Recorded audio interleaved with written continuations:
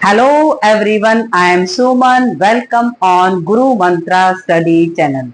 आज 10th class के लिए सरप्राइज रहने वाला है। आज हम पढ़ेंगे फेडरलिज्म को। ये हमारा सिविक्स का चैप्टर रहने वाला है, जो कि मुश्किल माना जाने वाले चैप्टरों में से एक है। मैं इस चैप्टर को बहुत सिंपल लैंग्वेज में, बहुत साधारण शब्दों के साथ आपको पढ़ाने वाली हूँ। अगर आप इस वीडियो को पूरा देखते हैं तो इस चैप्टर का हर एक कॉन्सेप्ट आपको क्लियर हो जाने वाला है। तो आइए हम इस चैप्टर को स्टार्ट करते हैं, जिसमें सिविक्स के अंदर थोड़ी सी मैं बातें पिछले चैप्टर के बारे में करना चाहूंगी कि आपने पिछले चैप्टर में पावर शेयरिंग को पढ़ा था। पावर शेयरिंग को पढ़ा तो उसमें हमने दो देशों के एग्जाम्पल को देखा था। जैसे जैसे आपने पढ़ा था बेल्जियम के बारे में, आपने पढ़ा था श्रीलंका के बारे में। इन दो देशों के बारे में पढ़ा तो उसमें आपने देखा कि किस तरीके से बेल्जियम ने पावर को शेयर किया था। पावर को शेयर करने का मतलब क्या होता है कि उन्होंने पावर को सेंट्रल गवर्नमेंट, स्टेट गवर्नमेंट और कम्युनिटी गवर्नमेंट में शेयर किया था, जिसके कारण जो आपका बेल्जियम है उसके अंदर कंफ्लिक्ट होने से बच गए थे। कहने का मतलब क्या है कि वहां पर सिविल वॉर होने से वो देश बच जाता है। अब ऐसा ही दूसरा एग्जाम्पल आपने लिया था, वो किसका था? श्रीलंका का एग्जाम्पल था। श्रीलंका में क्या होता है कि जो सिन्हाला और तमिल्स के बीच में कंफ्लिक्ट हो जाते हैं, लड़ाई झगड़े स्टार्ट होते हैं और सिविल वॉर हो जाता है, जिसके कारण वहां पर जो जान और माल की हानि बड़े लेवल पर होती है। तो आपने जो बेल्जियम के अंदर देखा था, क्या देखा था? Power sharing. पावर शेयरिंग में पावर को सेंट्रल गवर्नमेंट, स्टेट गवर्नमेंट और उन्होंने कम्युनिटी गवर्नमेंट में पावर को शेयर किया था। वो पावर शेयर करने का तरीका ही क्या कहलाता है? फेडरलिज्म कहलाता है। तो फर्स्ट चैप्टर आपने पढ़ा पावर शेयरिंग और सेकंड चैप्टर हमारा क्या रहने वाला है? फेडरलिज्म रहने वाला है। तो आइए हम इस फेडरलिज्म की जर्नी को स्टार्ट करते हैं और बहुत बेहतरीन तरीके से इस चैप्टर को वन शॉर्ट वीडियो में कवर करते हैं। ये चैप्टर 4 या 5 पार्ट्स का रहने वाला है। मेरी गारंटी है अगर आप इस वीडियो को पूरा देखते हैं तो 10th क्लास स्टूडेंट 5 या 4 मार्क्स जितने भी इसमें पेपर में आने वाले हैं उनको आप अच्छे तरीके से स्कोर कर पाएंगे। तो आइए इस जर्नी को स्टार्ट करते हैं। सबसे पहले हम इस चैप्टर के अंदर इंट्रोडक्शन को देखेंगे कि इस चैप्टर के अंदर हम पढ़ने क्या वाले हैं। सबसे पहले हम देखेंगे कि फेडरलिज्म, उसकी डेफिनेशन क्या होती है, यानी कि फेडरलिज्म होता क्या है। थोड़ा सा बैकग्राउंड मैं आपको बता चुकी हूँ कि पावर को क्या कर रहे हैं, जब लेवल्स या ऑर्गन्स में शेयर किया जाता है तो उसी को क्या कहते हैं? फेडरलिज्म। तो डेफिनेशन हम इसमें देखने वाले हैं। आगे हम पढ़ेंगे फीचर्स। फीचर्स का मतलब क्या होता है? विशेषताएं। विशेषताएं यानी कि कोई भी जिस देश में फेडरलिज्म होता है तो फेडरलिज्म की क्या विशेषताएं होती हैं, कहां पर क्या है फेडरलिज्म पाया जाता है, इन सभी बातों के बारे में पढ़ने वाले हैं। टाइप ऑफ द फेडरेशन, कहने का मतलब कौन कौन से तरीके के फेडरेशन होते हैं। होल्डिंग टूगेदर आप पढ़ने वाले हैं इसके अंदर, और कमिंग टूगेदर पढ़ने वाले हैं। आप साथ में बने रहें, हर एक कॉन्सेप्ट, चाहे कोचिंग स्टूडेंट भी क्यों ना हो, क्योंकि कोचिंग के स्टूडेंट के लिए भी यहाँ से क्वेश्चंस आते हैं, उनके क्वेश्चंस भी यहाँ से कवर होने वाले हैं। देखें, is India a federal country, यानी कि इसमें इस चैप्टर के अंदर ये आपको क्वेश्चन पूछा जाएगा और उसको क्लियर किया जाएगा कि क्या भारत एक फेडरल कंट्री है, यानी कि फेडरलिज्म को इंडिया के अंदर फॉलो किया जाता है या नहीं किया जाता। और how is federalism practice in India, India में किस तरीके से फॉलो किया जाता है, इन सभी बातों के बारे में पढ़ने वाले हैं। और डिसेंट्रलाइजेशन, ये भी पढ़ेंगे कि डिसेंट्रलाइजेशन का मतलब क्या होता है? विकेंद्रीकरण। विकेंद्रीकरण का मतलब होता है, सेंट्रलाइजेशन का मतलब होता है केंद्र में पावर होना, और डिसेंट्रलाइजेशन का मतलब क्या होता है? पावर को डिवाइड कर देना, यानी कि एक हिस्से से दूसरे हिस्से तक क्या कर देना? पावर को पहुंचा देना। तो अब हम अपने चैप्टर की शुरुआत करते हैं और बहुत सिंपल शब्दों में बहुत अच्छे तरीके से इसको कवर करने की कोशिश करेंगे। तो यहाँ से मैं कुछ क्वेश्चंस भी आपके लिए लेकर आई हूँ, लेकिन क्वेश्चंस को मैं लास्ट में आपसे, आप ही इन क्वेश्चंस को सोल्व करेंगे। अगर पूरी वीडियो को बेहतरीन तरीके से देखते हैं तो लास्ट में सभी क्वेश्चंस आपको क्या है समझ में आने वाले हैं और आप खुद ही इनका सॉल्यूशन करने वाले हैं। देखें, अब मीनिंग देखते हैं फेडरलिज्म। फेडरलिज्म का मतलब क्या है? मैंने आपको जैसे ही शुरुआत में क्लास की शुरुआत की थी तो मैंने आपको बताया था कि फेडरलिज्म, जहां बेल्जियम का एग्जाम्पल बताया था कि उन्होंने अपनी पावर को शेयर किया, पावर को शेयर किया तो उन्होंने लेवल्स में पावर को बांटा। अब देखो यहाँ कितनी सिंपल आपकी डेफिनेशन बन जाती है। किसकी डेफिनेशन? फेडरलिज्म की डेफिनेशन बनती है। ध्यान से सुनेंगे बच्चे। फेडरलिज्म, फेडरलिज्म का मतलब हिंदी में बोलते हैं इसको संघवाद। संघवाद। देखो कुछ बच्चे हमारे पास इंग्लिश मीडियम के रहने वाले हैं, कुछ हिंदी मीडियम के रहने वाले हैं, तो मैं कोशिश करती हूँ कि यहाँ पर इंग्लिश में लिखा हो ताकि इंग्लिश मीडियम वाले भी बहुत बेहतरीन तरीके से इसको समझ पाए। और मैं कोशिश करती हूँ कि ज्यादा से ज्यादा एक्सप्लेनेशन आपको किस भाषा में दी जाए? हिंदी भाषा में दी जाए, तो दोनों का फायदा होता है। तो आगे देखें, federalism is a system of government in which the power is divided between the central authority and the various constituent units or more than two। यानी कि कहने का मतलब क्या है? फेडरलिज्म, संघवाद उसको कहा जाता है जिसमें जिसमें क्या है? पावर इज डिवाइडेड बिटवीन क्या है? Central authority. अब देखो, आप बहुत सिंपल तरीके से इसको समझने की कोशिश करें कि हमारे देश में सेंट्रल गवर्नमेंट भी पाई जाती है, हमारे देश में स्टेट गवर्नमेंट भी पाई जाती है और हमारे देश में लोकल गवर्नमेंट भी पाई जाती है। अब ये कह रहे हैं कि दो से ज्यादा फॉर्म में अगर पावर को शेयर किया जाता है वही क्या कहलाता है? फेडरलिज्म कहलाता है।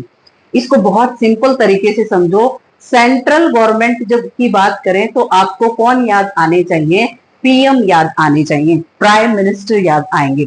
और ऐसे ही अगर आप स्टेट की बात करो तो आपको कौन याद आएंगे? सीएम। कहने का मतलब स्टेट के अंदर हम किसको बनाते हैं? सीएम को बनाते हैं। और फिर होता है लोकल गवर्नमेंट। लोकल गवर्नमेंट में आप किसको देखते हैं? आप सरपंच को देखते हैं, यानी कि सरपंच, गांव के लेवल पर आप सरपंच देखते हैं। तो इस तरीके से हमारे देश में क्या है? पावर को डिवाइड किया है। लेकिन बेल्जियम ने क्या किया था? अगर आप रिकॉल कर पाए तो सुनना कि सेंट्रल गवर्नमेंट, स्टेट गवर्नमेंट, और यहां पर बेल्जियम के पास थी कम्युनिटी गवर्नमेंट। कौन सी थी? Community government. उनके पास लोकल गवर्नमेंट की फॉर्म नहीं थी। तो मैं उम्मीद करती हूँ ये आपको बिल्कुल क्लियर हो गया होगा कि फेडरलिज्म उसको कहते हैं जहां पर पावर को क्या किया जाता है? डिवाइड किया जाता है। दो या दो से ज्यादा यूनिट्स में जब पावर को डिवाइड किया जाता है तो वो क्या कहलाता है? फेडरलिज्म कहलाता है। आगे, अंडर द यूनिटरी। अब देखो दो फॉर्म होती है, एक तो फेडरलिज्म, उसका बिल्कुल ऑपोजिट क्या होता है? Unitary government. बहुत अच्छे तरीके से इसको समझेंगे। इसको कहा जाता है एकात्मक। एकात्मक, एकात्मक का मतलब क्या होता है? एक होना। क्या होना? एक होना। Under the unitary system either is only one level or the government, the sub unit are the subordinate to the central government। कहने का मतलब क्या होता है? सबसे सुप्रीम एक ही गवर्नमेंट पाई जाती है जिसको सेंट्रल गवर्नमेंट कहते हैं, और बाकी सब यूनिट्स में क्या किया जाता है? पावर को शेयर किया जाता है। कहने का मतलब जो सेंट्रल गवर्नमेंट होती है उनके नीचे, सेंट्रल गवर्नमेंट के अकॉर्डिंग कुछ यूनिट उनके नीचे काम करती हैं, लेकिन पावर सिर्फ सेंट्रल गवर्नमेंट के पास होती है। जिस तरीके से मैंने आपको बताया कि स्टेट में या फिर लोकल में पावर को क्या नहीं किया जाता? शेयर नहीं किया जाता। तो आप उम्मीद करती हूँ फेडरलिज्म और आपको यूनिटरी गवर्नमेंट की जो फॉर्मेशन है, यानी कि जो डेफिनेशन है, वो आपको समझ में आ गई होगी। रीजन, ये अगला देखेंगे कॉन्सेप्ट। ये आप पढ़ रहे हैं, जैसे मैंने आपको हेडिंग में बताया था कि हम सबसे पहले डेफिनेशन को देखेंगे, फिर उसके बाद फीचर्स देखने वाले हैं। यानी कि जिस देश में फेडरलिज्म पाया जाएगा उस देश में क्या क्या विशेषताएं आपको देखने को मिलेंगी। देखो पहला क्या है? बहुत सिंपल तरीके से, बहुत आसान शब्दों में आपको समझाने वाले हूँ। अब पहली हेडिंग देखो, फीचर्स का मतलब विशेषताएं होता है। पहली हेडिंग, देयर आर टू और मोर लेवल्स, यानी कि दो या दो से ज्यादा अगर गवर्नमेंट के लेवल पाए जाते हैं, वो क्या कहलाता है? फेडरलिज्म कहलाता है। Tier of the government, tier का ही मतलब क्या होता है? लेवल्स होता है। क्या होता है? लेवल्स। आगे सुने, the different tears have their own jurisdiction, jurisdiction ये क्षेत्र, कार्य क्षेत्र जिसको कहा जाता है, कार्य क्षेत्र जिसको कहते हैं, specific matters, legislation, taxation and administration. बहुत ध्यान से सुनना कि यहां पर डिफरेंट डिफरेंट क्या होते हैं? टीयर्स होते हैं। टीयर्स का मतलब होता है लेवल्स। क्या होता है? लेवल्स। अब लेवल्स को सुनो कि जिस तरीके से सेंट्रल गवर्नमेंट होती है ना, क्या होती है? Central government, central state government होती है, और इसी तरीके से हम अपने देश की बात करें तो लोकल गवर्नमेंट होती है। इनका कार्य क्षेत्र अलग अलग होता है। कहने का मतलब क्या है? इनके अपने स्पेसिफिक काम होते हैं। अब जैसे इसको बहुत सिंपल तरीके से समझो कि जिस तरीके से देश की रक्षा की बात की जाए ना, तो उस काम को कौन करेगी? सेंट्रल गवर्नमेंट करेगी।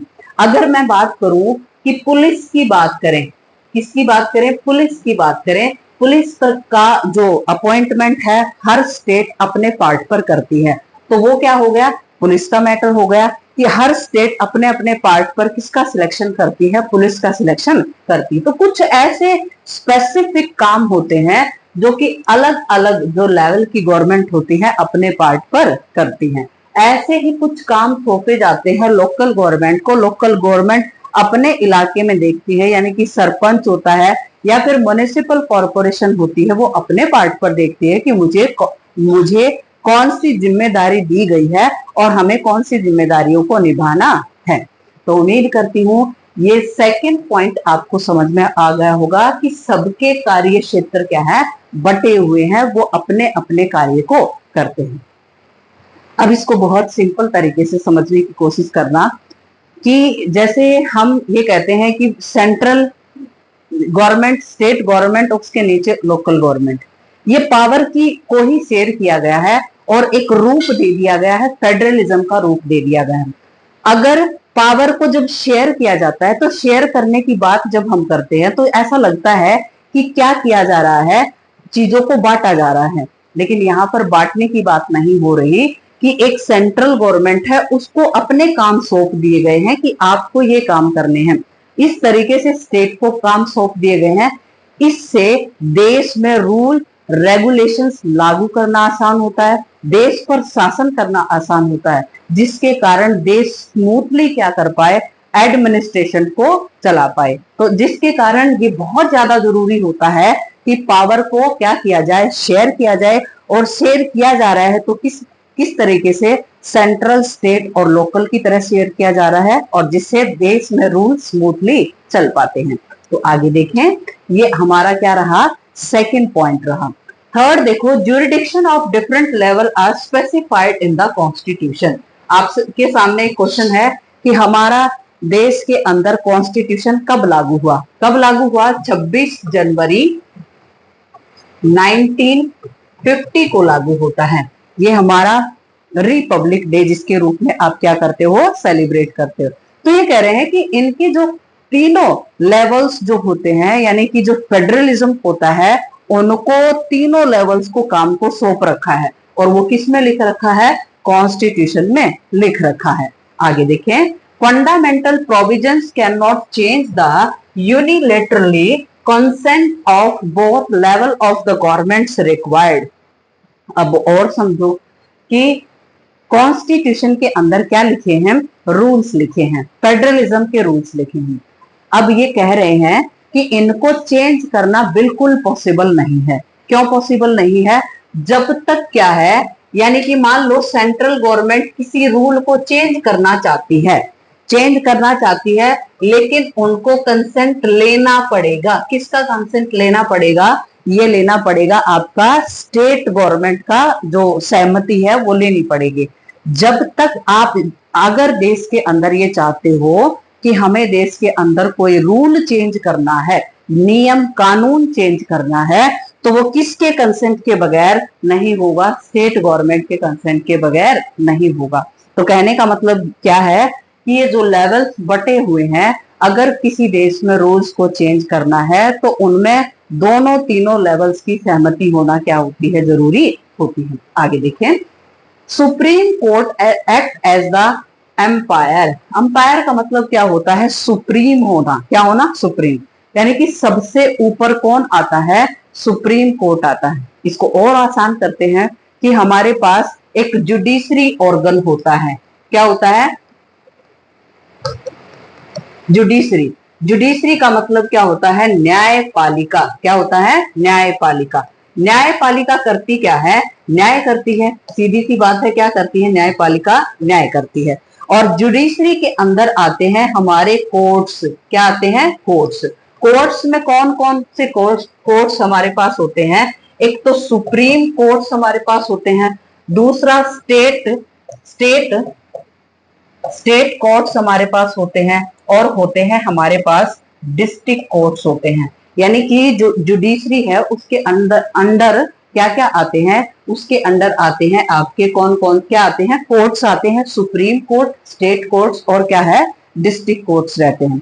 अब ये कोर्ट्स करते क्या हैं? आपके मन में ये क्वेश्चन आना चाहिए कि कोर्ट्स किस तरीके से काम करते हैं। कोर्ट्स क्या करते हैं कि कॉन्स्टिट्यूशन के अंदर जो भी रूल लिखे हुए हैं उनको एक्सप्लेन करने का काम कौन करते हैं? हमारे कोर्ट्स करते हैं। तो ये कह रहे हैं कि सबसे सुप्रीम देश के अंदर कौन है? सुप्रीम कोर्ट है। और of dispute arise between the different level of government. अगर क्या होता है? अगर डिफरेंट लेवल ऑफ गवर्नमेंट के बीच में झगड़ा हो जाए, कहने का मतलब क्या है? अगर सेंट्रल गवर्नमेंट के बीच में झगड़ा हो जाए, बिल्कुल हो सकता है। यानी कि अगर सेंट्रल गवर्नमेंट और स्टेट गवर्नमेंट के बीच में झगड़ा हो जाता है, क्या हो जाता है? झगड़ा हो जाता है, तो होता क्या है? होता ये है, इस पर इनिशिएट कौन लेता है? सुप्रीम कोर्ट इनिशिएट लेता है। कहने का मतलब क्या है? सुप्रीम कोर्ट फिर उस केस की क्या करेगा? सुनवाई करेगा। तो उम्मीद करती हूँ आपको समझ में आ गया होगा। थोड़ा सा रिकैप दोबारा ले लेंगे, टेंशन ना लें। बहुत रिलैक्स मोड में बहुत आसान तरीके से हम इस चैप्टर को कवर करने वाले हैं। आगे देखिए, सोर्स ऑफ रेवेन्यू। रेवेन्यू का मतलब क्या होता है? टैक्स होता है। क्या होता है? टैक्स। कहने का मतलब क्या है? जहां से हम टैक्स वसूल करते हैं। For each level of government are clearly specified to ensure its financial autonomy. अब ये कह रहे हैं कि बिल्कुल कॉन्स्टिट्यूशन के अंदर लिखा हुआ है कि सेंट्रल गवर्नमेंट कौन से टैक्स लेगी, स्टेट गवर्नमेंट कौन से टैक्स ले सकती है, और क्या है, लोकल गवर्नमेंट अगर टैक्स ले सकती है तो वो कहां कहां से ले सकती है। तो बिल्कुल ये बहुत बेहतरीन तरीके से क्लेरिफाई कर रखा है कि कहां कहां से क्या लिए जा सकते हैं, टैक्स लिए जा सकते हैं। अब आपके मन में क्वेश्चन आना चाहिए, टैक्स क्यों लिए जाते हैं? हमसे टैक्स क्यों ले? हम टैक्स क्यों ले? आपके मन में ये क्वेश्चन होना चाहिए। तो देखो बेटे, अगर आपके पास गवर्नमेंट की कोई भी सुविधा होती है, जैसे आप रोड्स पर चलते हो, तो रोड्स को बनाने का काम कौन करती है? गवर्नमेंट ही करती है। आप कहीं पर भी जो पब्लिक फैसिलिटी लेते हो, यानी कि हॉस्पिटल, जो पब्लिक हॉस्पिटल होते हैं, यानी कि जो पूरी जनता के लिए खुले होते हैं, उन पर भी पैसा कौन लगाती है? गवर्नमेंट लगाती है। और वो पैसा भी तो हमसे ही निकलता है। कहने का मतलब टैक्स के रूप में हम ही उस पैसे को देते हैं। तो कुछ तो टैक्स ऐसे होते हैं जो सेंट्रल गवर्नमेंट लगाती है, स्टेट या फिर लोकल। अब इस पैसे समझो, कई बार आप कहाँ जाते हो? रेस्टोरेंट वगैरह में जाते हो। कहाँ जाते हो? रेस्टोरेंट वगैरह में, यानी कि खाना खाने जाते हो। आपको बिल दिया जाता है। क्या दिया जाता है? बिल। बिल के अंदर आप ये देखेंगे कि यहाँ पर उस पर लिखे होंगे टैक्स कि सेंट्रल टैक्स, इस तरीके से वहां पर मेंशन होता है और लिखा होता है। कहीं पर भी एक अच्छी जगह से आप शॉपिंग कर गए, मान लो आपने कपड़े खरीदे, अगर अच्छी शॉप है तो वो बिल्कुल आपको प्रॉपर तरीके से बिल बना के देते हैं। तो उस बिल पर भी टैक्सेशन का सिस्टम होता है। वहां पर बिल स्टेट टैक्स भी होता है और सेंट्रल गवर्नमेंट का भी टैक्स रहता है जो आपको पे करना होता है। और ये टैक्स किसकी जेब में जाता है? गवर्नमेंट की जेब में जाता है, जिससे आपके लिए गवर्नमेंट क्या करती है? काम करती है। तो इस तरीके से आपका देश के अंदर सिस्टम चलता है। आगे अगला देखो पॉइंट क्या है, federal system has dual objective. Dual का मतलब क्या होता है, टू होना, यानी कि दो ऑब्जेक्टिव होते हैं। किसके होते हैं, फेडरल सिस्टम के दो ऑब्जेक्टिव। क्या क्या दो ऑब्जेक्टिव है, safe guard and promote unity of the country, यानी कि जो हमारे देश में हमें सुरक्षित रखने का काम क्या करता है, हमारा फेडरल सिस्टम करता है। दूसरा, हमारे देश में एकता को बनाए रखता है। एकता को बनाए रखने का मतलब क्या होता है कि हमारे देश में आपस में ये जो गवर्नमेंट होती है, सेंट्रल, स्टेट या फिर लोकल, ये आपस में मिलकर क्या करती हैं, काम करती हैं। To accommodate the regional diversity, ताकि जो रीजनल डाइवर्सिटी, जो क्षेत्र के अंदर जो विभिन्नताएं पाई जाती हैं, जैसे जाति के आधार पर भी लोग विभिन्न हैं, धर्म के आधार पर भी अलग अलग हैं, तो इनको एक साथ जोड़ने का काम भी कौन करता है, फेडरलिज्म करता है। तो फेडरलिज्म जरूरी है या नहीं है, बिल्कुल है बेटे। अगर फेडरलिज्म नहीं होता तो देश के अंदर रूल रेगुलेशन अच्छे तरीके से काम नहीं कर पाता और देश के अंदर जो शांति का माहौल है वो नहीं बन पाता। तो आगे देखें, उम्मीद करती हूँ बहुत सिंपल लैंग्वेज में आपको समझाने की कोशिश कर रही हूँ। ये बहुत अच्छा कॉन्सेप्ट आपका आ गया है, क्योंकि यहाँ से बहुत कंफ्यूज कर जाते हैं बच्चे। यानी कि यहाँ पर दो शब्द आते हैं आपके चैप्टर के अंदर, जिसको क्या कहते हैं, कमिंग टुगेदर फेडरेशन और होल्डिंग टुगेदर फेडरेशन। यानी कि कमिंग टुगेदर का मतलब क्या होता है, एक साथ आना। क्या होता है, एक साथ आना। बहुत सिंपल तरीके से आप इसको समझना। यानी कि यूएसए का एग्जांपल लेते हैं। किसका एग्जांपल लेते हैं, यूएसए। यूएसए किसका पार्ट है, नॉर्थ अमेरिका का पार्ट है। कहाँ का पार्ट है, नॉर्थ अमेरिका का पार्ट क्या है, यूएसए को कहते हैं। जैसे आपने कनाडा सुना होगा, इस तरीके से यूएसए भी उसी में एग्जिस्ट करता है। लेकिन यूएसए के अंदर लगभग लगभग 50 कंट्री आते हैं। क्या आते हैं, कंट्री, कंट्री इसमें आते हैं। किसमें, यूएसए के अंदर।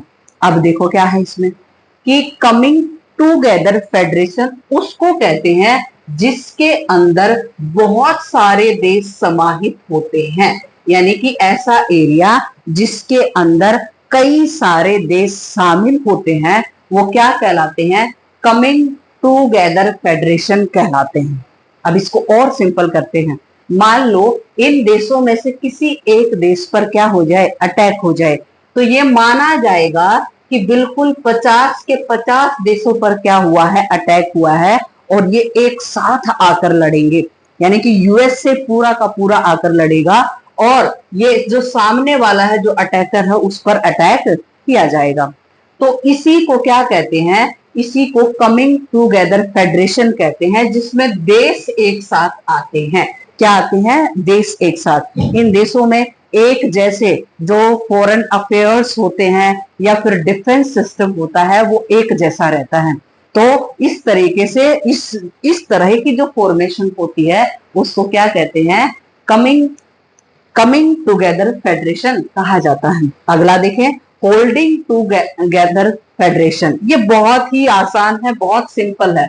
हमारा बहुत खूबसूरत देश क्या है, इंडिया। इंडिया के अंदर आप बताएंगे मुझे कितनी स्टेट और कितने यूनियन टेरिटरीज हैं, मैं ही बता देती हूँ, लेकिन आपको विचारना चाहिए, सोचना चाहिए, तुरंत आंसर आना चाहिए। हमारे देश में 28 स्टेट और 8 यूनियन टेरिटरीज हैं।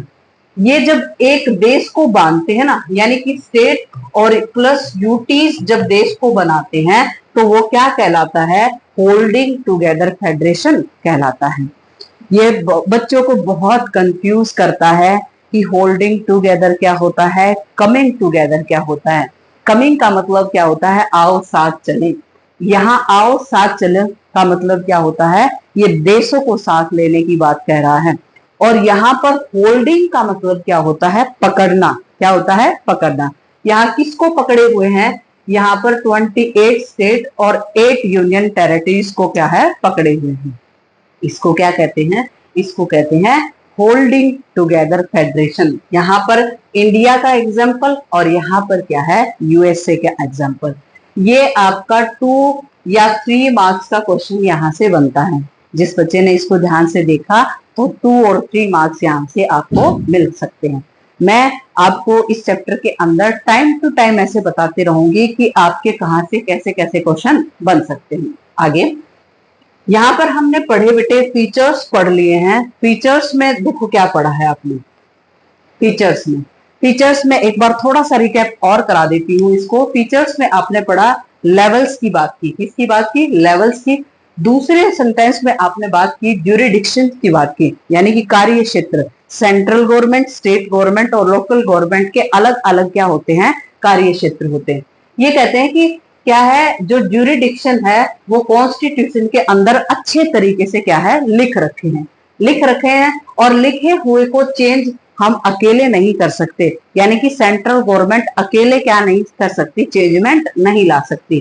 फिर अगर चेंजमेंट लानी है और कुछ बात करनी है, रूल रेगुलेशन सही तरीके से चल रहे हैं या नहीं चल रहे, इस बात को कौन देखती है? सुप्रीम कोर्ट देखती है।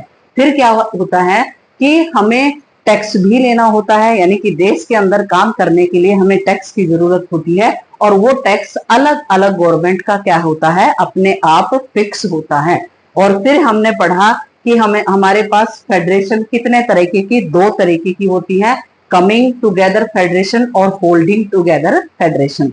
देखो इसको मैंने 15 से 20 मिनट में आपको पढ़ाया, लेकिन इसको समझ 2 मिनट में भी किया जा सकता है। अगर आप बेहतरीन तरीके से वीडियोस को देखते हो और अच्छे तरीके से समझने की कोशिश करते हो तो चैप्टर्स कभी भी मुश्किल नहीं होते हैं। लेकिन सबसे ज्यादा जरूरी होता है आपका पेशेंस, यानी कि जिस पेशेंस के साथ मैं आपको पढ़ाने की कोशिश कर रही हूँ उसी पेशेंस के साथ आपको वीडियोस को भी देखना चाहिए। आइए आगे बढ़ते हैं। ये क्वेश्चंस मैं आपको बाद में कराने वाली हूँ, क्योंकि पहले हम पूरे चैप्टर्स को कवर कर लेंगे, तो उसके बाद आप क्वेश्चंस को खुद ही कर लेंगे, मुझे पता है। लेकिन शर्त यही है कि आपको पहले अच्छे तरीके से इस क्लास को सुनना है, पढ़ना है, फिर उसके बाद हम क्वेश्चंस करेंगे। देखो ये बहुत अच्छा कॉन्सेप्ट है, distribution of legislative power between the 3 list. अब हमारा क्या होता है? कॉन्स्टिट्यूशन होता है। क्या होता है? कॉन्स्टिट्यूशन। कॉन्स्टिट्यूशन के अंदर हमारे पास लिस्ट है। लिस्ट का मतलब क्या है? ऐसे लिस्ट बनी हुई है कि सेंट्रल गवर्नमेंट क्या काम करेगी, स्टेट गवर्नमेंट क्या काम करेगी, इस तरीके से लिस्ट बनी हुई है और उस लिस्ट के अकॉर्डिंग ही क्या होता है, काम होता है। हमारे पास 3 तरह की लिस्ट है। अब बहुत ध्यान से सुनना, बहुत अच्छा कॉन्सेप्ट है। इसमें भी आपसे कई बार ऐसे पूछ लिया जाता है कि इनमें से सब्जेक्ट दे देंगे, यानी कि जो लिस्ट होती है उस लिस्ट के अंदर सब्जेक्ट होते हैं। देखो कैसे, यूनियन लिस्ट। अब मैं यहां लिख रही हूं सेंट्रल गवर्नमेंट, सेंट्रल गवर्नमेंट यहां मैंने आपके पास लिखा, तो गवर्नमेंट लिखा, सेंट्रल गवर्नमेंट लिखा, तो यहां पर जो नियम बनते हैं ना वो किस लिस्ट के अकॉर्डिंग बनते हैं? यूनियन लिस्ट के अकॉर्डिंग बनते हैं। बहुत सिंपल तरीके से सुनना कि हमारा कॉन्स्टिट्यूशन होता है। क्या होता है? कॉन्स्टिट्यूशन। कॉन्स्टिट्यूशन के अंदर 3 लिस्ट दे रखी हैं जो कि जिस उनके ऊपर काम करना होता है। क्या करना होता है? काम। लेकिन हमारे पास तो सेंट्रल गवर्नमेंट भी होती है और उसके पास एक लिस्ट होती है जिसको यूनियन लिस्ट कहते हैं। क्या कहते हैं? Union list. इतना समझो, सेंट्रल गवर्नमेंट के पास एक लिस्ट आती है और वो लिस्ट क्या कहलाती है? Union list. यूनियन का मतलब भी केंद्र होता है और सेंट्रल का मतलब भी केंद्र ही होता है। क्या होता है? केंद्र, सुप्रीम, जो सबसे ऊपर है। आगे दूसरा होता है स्टेट लिस्ट। क्या होता है? State list. स्टेट लिस्ट में आपकी स्टेट गवर्नमेंट होती है। क्या होती है? State government. और स्टेट गवर्नमेंट के पास एक स्टेट लिस्ट होती है, उसी पर उसको क्या करना होता है? काम करना होता है। और तीसरी आती है कॉन्करेंट लिस्ट। कॉन्करेंट पर दोनों ही क्या कर सकते हैं? रूल बना सकते हैं या फिर काम कर सकते हैं। कॉन्करेंट बहुत अच्छे तरीके से समझना। हमारे पास 3 लेवल होते हैं गवर्नमेंट के और 3 ही हमारे पास क्या होती हैं? लिस्ट होती हैं। लेकिन लोकल गवर्नमेंट के पास काम की कोई लिस्ट नहीं होती, उसको अपने पार्ट पर ही काम करना होता है। ये लिस्ट होती है सिर्फ 2 के लिए, सेंट्रल गवर्नमेंट और स्टेट गवर्नमेंट के लिए। तो देखो ध्यान से सुनना, अब यूनियन लिस्ट जिस पर कौन काम करेगी, सेंट्रल गवर्नमेंट काम करेगी, वो कौन कौन से काम हो सकते हैं। बहुत अच्छे तरीके से आप खुद ही समझ जाएंगे कि ये कौन सी लिस्ट में आएगा, यूनियन में आएगा या स्टेट में आएगा। अब ये डिफेंस शब्द है। डिफेंस का मतलब क्या होता है, डिफेंस का मतलब क्या होता है, रक्षा करना। क्या करना, रक्षा करना। ये रिक्शा लिख दिया है, सॉरी फॉर दैट, इसको क्लियर करेंगे। रक्षा, रक्षा, रक्षा। अब देश की रक्षा की अगर बात करेंगे, यानी कि देश की सुरक्षा की अगर बात करेंगे, तो वो क्या होगा, वो हमारा देश ही तो बात करेगा। देश में कौन बात करेंगे, सेंट्रल गवर्नमेंट बात करेगी, और वो किस में लिखा होगा, यूनियन लिस्ट में लिखा होगा। दूसरा क्या है, फॉरेन अफेयर्स। इसको बहुत सिंपल तरीके से समझो। जैसे विदेशों के साथ आपको कोई ना कोई कांटेक्ट करना है, कहने का मतलब क्या है, आप कॉन्ट्रैक्ट करना चाहते हो, किसी देश के साथ ट्रेड करना चाहते हो, या फिर फाइनेंशियल कोई ट्रीटी करना चाहते हो, समझौता करना चाहते हो, तो वो जो विदेशी मामलों को देखने का काम भी कौन करेगी, सेंट्रल गवर्नमेंट करेगी। आगे फिर बैंकिंग, बैंक बड़े लेवल पर काम करते हैं। कुछ इंडियंस बैंक यानी कि जो नेशनल बैंक होते हैं, कुछ इंटरनेशनल बैंक होते हैं, कुछ क्या है बिल्कुल रीजनल बैंक देखे जाते हैं। तो बैंकिंग का जो सिस्टम आता है वो भी किसके पास आता है, सेंट्रल गवर्नमेंट के पास आता है। फिर आता है कम्युनिकेशन एंड करेंसी। करेंसी को क्या है, रिलीज करने का काम, करेंसी बनाने का काम, उस पर साइन होने का काम कौन करती है, सेंट्रल गवर्नमेंट करती है। तो ये जो ऑप्शंस होते हैं, इनको देखने से ही आपको ये क्लियर हो जाता है कि ये किस लिस्ट में आएंगे और इन पर कौन काम करेगी। उम्मीद करती हूँ आपको सेंट्रल गवर्नमेंट और यूनियन लिस्ट के बारे में समझ में आ गया होगा। अब देखें, सेकंड पॉइंट है स्टेट लिस्ट। स्टेट लिस्ट जिस पर स्टेट काम करती है। मैंने एग्जांपल थोड़ी देर पहले ही बताया था, पुलिस का एग्जांपल, या ट्रेड। ट्रेड का मतलब क्या होता है, व्यापार होता है। क्या होता है, व्यापार। ये यहां से कॉन्सेप्ट बहुत इंपॉर्टेंट रहने वाला है बेटे, क्योंकि वो आपको एक क्वेश्चन दे देंगे कि इसमें से ये बताओ कि स्टेट गवर्नमेंट का कौन सा नहीं है, और वो 4 ऑप्शन दे देंगे। आपको इनको बहुत बेहतरीन तरीके से इसको देखना है। एग्रीकल्चर, एग्रीकल्चर का मतलब क्या होता है, खेती करना, और खेती किस में आती है, स्टेट लिस्ट में आती है। ऐसे ही इरिगेशन, इरिगेशन का मतलब क्या होता है, सिंचाई होता है, और ये भी किसमें काउंट होता है, स्टेट लिस्ट में काउंट होता है। आगे कॉनकरेंट पर आ जाए। कॉनकरेंट, कॉनकरेंट का मतलब जिस पर सेंट्रल गवर्नमेंट और स्टेट गवर्नमेंट दोनों अपने अपने पार्ट पर काम करती हैं। इसको बहुत सिंपल तरीके से समझो। आपने HBSC बोर्ड सुना होगा, हरियाणा बोर्ड क्या है, स्कूल एजुकेशन, ये सुना होगा। और आपने CBSE सुना होगा, सेंट्रल बोर्ड स्कूल एजुकेशन, ऐसे सुना होगा। तो ये कह रहे हैं कि एजुकेशन जो शिक्षा होती है, क्या होती है, शिक्षा। शिक्षा पर दोनों अपने अपने पार्ट पर काम कर सकते हैं। कहने का मतलब स्टेट गवर्नमेंट भी काम कर सकती है और सेंट्रल गवर्नमेंट भी अपने पार्ट पर काम कर सकती है। जैसे आपने अपने आसपास के इलाके में देखा होगा, CBSE स्कूल होते हैं, या फिर हरियाणा की बात करें तो HBSC स्कूल होते हैं।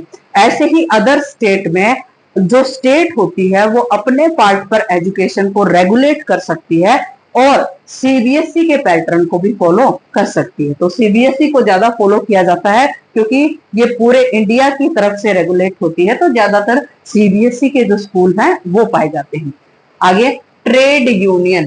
ट्रेड यूनियन का मतलब होता है व्यापारी संघ, संघ। इसमें बहुत सारे व्यापारी मिलकर एक साथ क्या करते हैं, ट्रेड करते हैं। ये फॉरेन ट्रेड के बारे में बातें कर रहे हैं, बहुत ध्यान से सुनना। अगर अकेले ट्रेड की बात कर रहे हैं तो वो स्टेट लिस्ट में आएगा।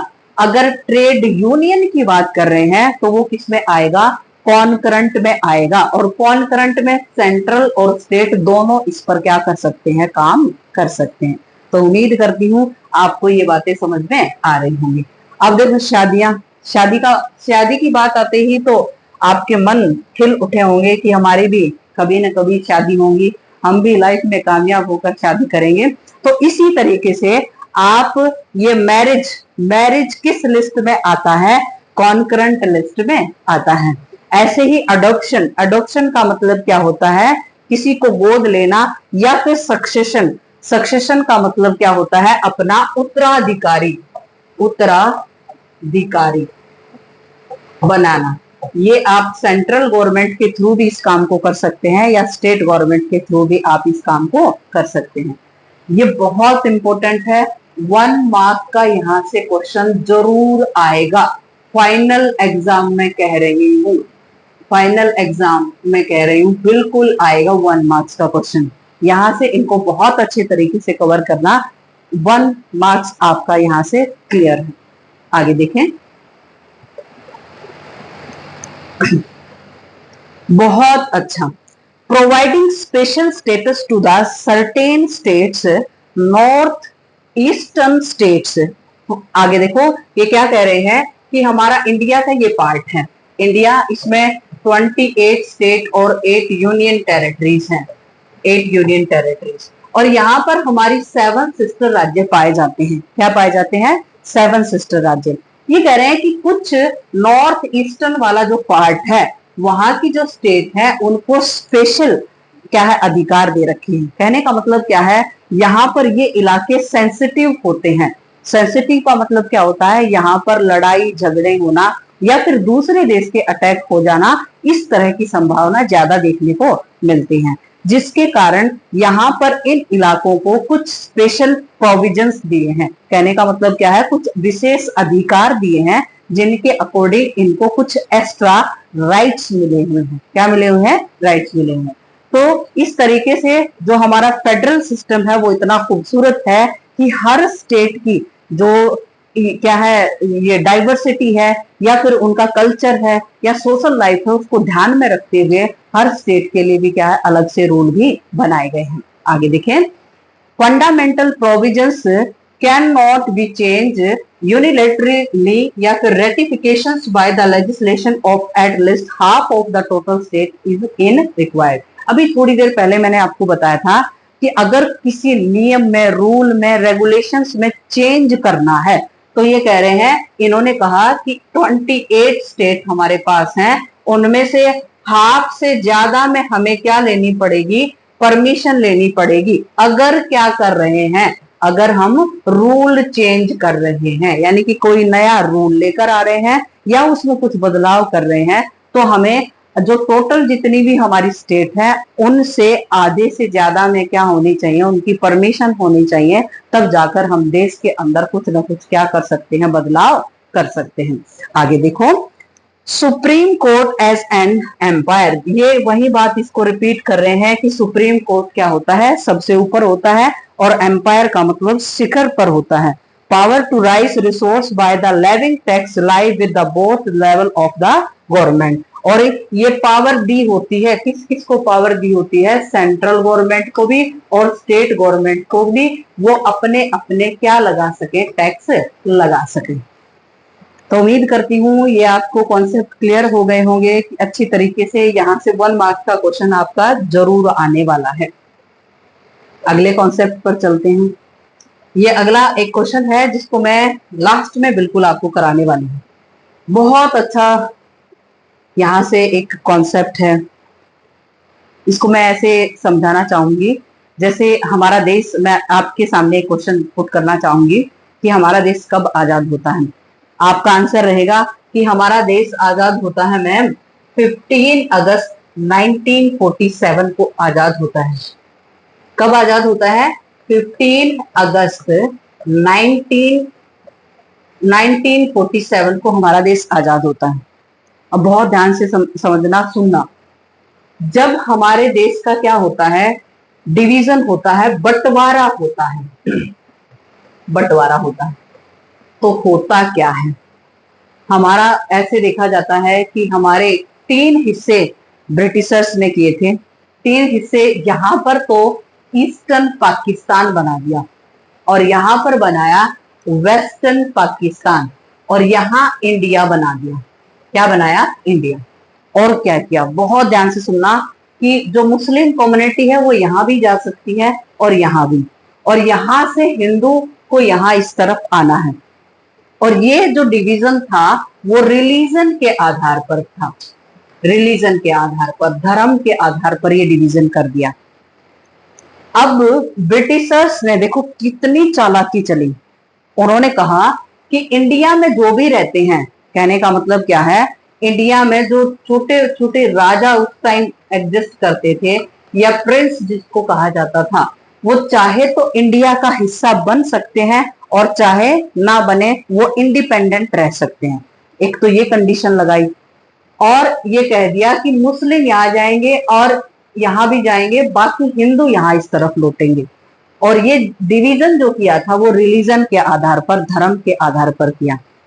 अब ये जाते जाते ऐसी फूट देश के अंदर डाल गए, कौन, ब्रिटिशर्स डाल गए, कि ये हमेशा लड़ते भिड़ते रहेंगे और एक दिन फिर दोबारा हम मौका देखेंगे और वापस कहाँ घुस जाएंगे, इंडिया के अंदर घुस जाएंगे। उसका रिजल्ट ये हुआ कि जब हिंदू और मुस्लिम अपने घरों को चेंज कर रहे थे, कहने का मतलब अपने अपने देश में जा रहे थे, उस तरफ से हिंदू यहाँ आ रहे थे और यहाँ से मुस्लिम या तो इस तरफ और या इस तरफ जा रहे थे, तो क्या होता है कि वहां पर आपने देखा होगा, सुना होगा या फिर मूवीज वगैरह में देखा होगा कि बहुत बड़े लेवल पर मैसेकर होता है। मैसेकर का मतलब क्या होता है, बड़े लेवल पर नरसंहार होता है। यहाँ से हमारे इंडिया की तरफ से बहुत सारी ट्रेन्स ऐसी जाती हैं जो लाशों से भरी जाती हैं और उधर से भी बहुत सारी ऐसी सिचुएशन देखने को मिलती है। जैसे आपने गदर मूवी में देखा होगा, वो जो शुरुआत में आपको सीन दिखाए जाते हैं वो गदर मूवी में भारत के डिवीजन के बारे में दिखाए जाते हैं। तो इसी तरीके से ये कहा कि जब हमने अपने देश को किसके आधार पर बांटा, धर्म के आधार पर जब बांटा, तो वो सही फैसला नहीं था। अब ये कह रहे हैं, देखो, constitution provisions are necessary to success federalism but these are not sufficient. ये कह रहे हैं कॉन्स्टिट्यूशन बहुत जरूरी है, किसके लिए, फेडरलिज्म के लिए। अगर किसी देश में हम फेडरलिज्म लाना चाहते हैं तो उसकी बातें किस में लिखी होनी चाहिए, कॉन्स्टिट्यूशन के अंदर लिखी होनी चाहिए।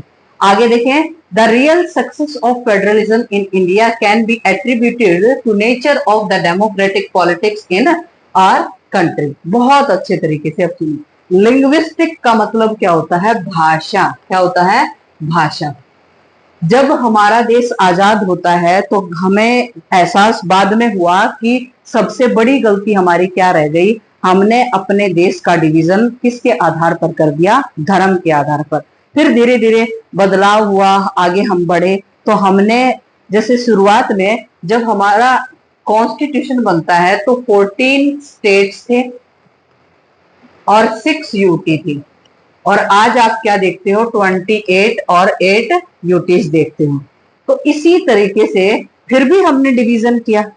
बाद में डिवीजन जो हुआ वो भाषा के आधार पर हुआ। इसको बहुत सिंपल तरीके से समझो, कैसे कि जो आपका पंजाब वाला इलाका है, कहाँ का इलाका, पंजाब वाला, जैसे ही भारत बनता है उसमें 14 स्टेट में एक पंजाब होता है और जिसमें आज वाला हरियाणा भी शामिल होता है। लेकिन हमारे आपस में झगड़े होने लग गए क्योंकि पंजाबी भाषा को, जो पंजाबी भाषा थी उसको कंपलसरी कर दिया कि सबको पढ़ना है। लेकिन जो क्या है, हिंदी भाषी होते हैं तो वो क्यों पढ़े इस भाषा को, क्यों इस भाषा में पेपर लिखे, क्या जरूरत है उनको, क्योंकि ऑलरेडी उनको क्या आती है, हिंदी भाषा आती है। तो वो दो लैंग्वेज को क्यों पढ़े, तो लैंग्वेज के आधार पर हमारे बीच में क्या होने लग गए, झगड़े होने लग गए। तो इसी तरीके से हरियाणा 2 हिस्सों में बटा, एक हिस्सा क्या बना, पंजाब बना, और एक हिस्सा क्या बना, हरियाणा बना। क्योंकि पंजाब में पंजाबी बोलने वाले थे, हरियाणा में हरियाणवी बोली और लैंग्वेज के रूप में किसका इस्तेमाल करते थे, हिंदी भाषा का इस्तेमाल करते थे। जब ये डिवीजन किया गया ना, तो ये एहसास हुआ कि जो धर्म के आधार पर डिवीजन हुआ था वो सही नहीं था। हम किस आधार पर डिवीजन करें, हम भाषा के आधार पर डिवीजन करें। इसके बाद हमने बहुत सारे ऐसे डिवीजन किए जो कि किसके आधार पर थे, लैंग्वेज के आधार पर थे, जो कि बहुत ही सक्सेसफुल रहे और इस तरीके से देश को बांटना अच्छा रहा। आगे देखें, लैंग्वेज पॉलिसी।